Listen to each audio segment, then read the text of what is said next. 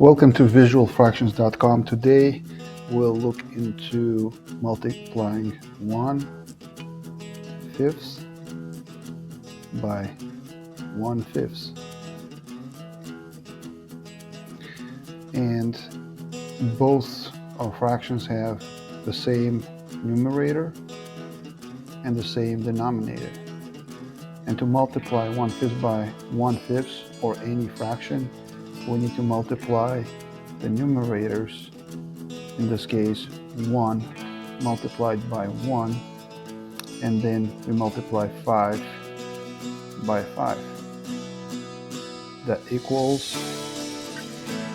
1 multiplied by 1 is 1, and 5 multiplied by 5 is 25.